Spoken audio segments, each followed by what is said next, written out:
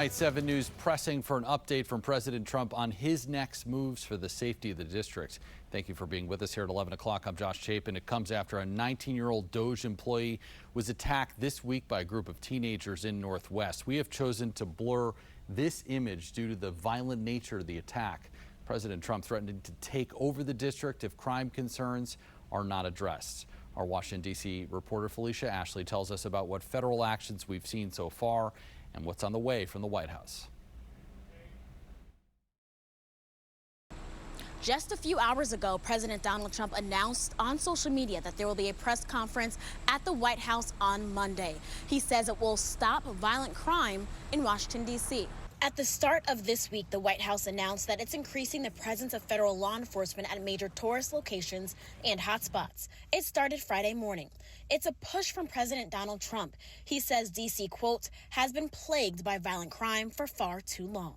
Today, the president doubled down on D.C. with his press conference announcement saying it will, quote, essentially stop violent crime in Washington, D.C., adding it has become one of the most dangerous cities anywhere in the world. It will soon be one of the safest. Thank you for your attention to this matter. These are the rules of the D.C. Council.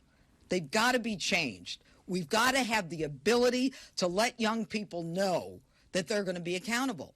Thursday, recently confirmed U.S. Attorney for D.C. Jeanine Pirro directed the D.C. Council to get rid of D.C. laws she says are too lenient on juveniles who commit crimes. I'm not trying to do anything vis-a-vis Brian Schwab. All I want to do is clean up D.C. That's why the president put me here. Friday night, 7 News received the results from the White House on the president's direction for the federal law enforcement presence.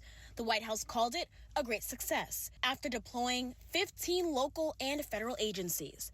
2 stolen firearms and illegal drugs were found, shown in this photo shared by the U.S. Park Police. And 7 News learned Republican Representative from Florida Byron Donalds presented this bill, the D.C. Crimes Act. It gives Congress more control over D.C. and prohibits council from creating or changing certain laws about crime.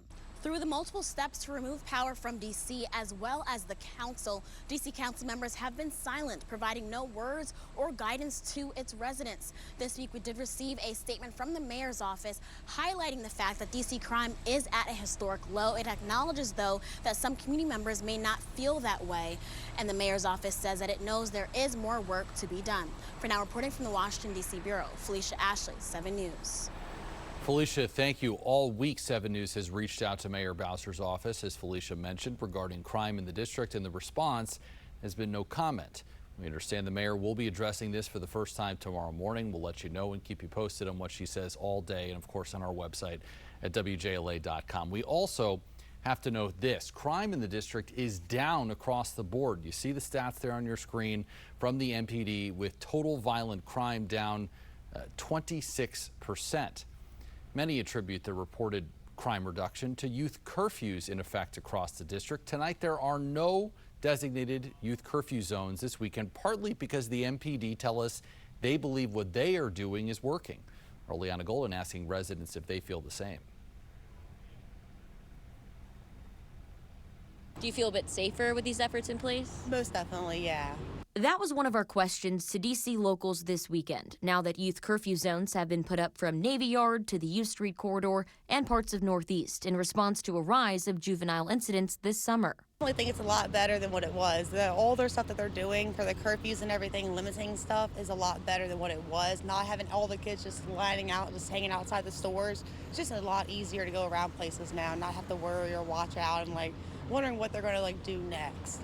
So when these special curfew zones are activated, it's yellow signs like this one left behind on U Street that will let the public know it's in place. It starts at 8 p.m. and goes until 11 when the citywide curfew kicks in. And basically for that 3-hour window, anyone 17 and under is prohibited from gathering in groups of 9 or more. It's something that folks around here welcome, telling me they do believe it's working to curb youth-related crimes.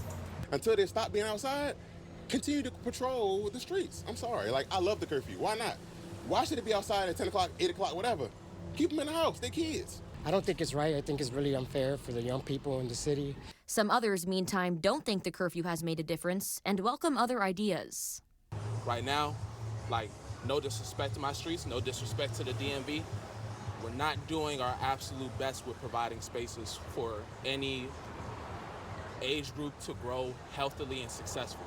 Giving them more resources instead of all these resources that are going to stadiums and other places like that. Why don't you build a community center, or the community centers that we have, more funding into them to like put more programs, have video games, doing more things for them. The city does host weekly late-night hype series events across the district intended to keep young people busy on Friday summer evenings. Yeah, that's a good idea, and they should do more of it. That needs to be more. If you're going to have it on the summer, you need to have it more because these kids are outside. The city and police chief have the power to establish a special curfew zone through August 31st, which locals gladly welcome. It's a lot quieter today.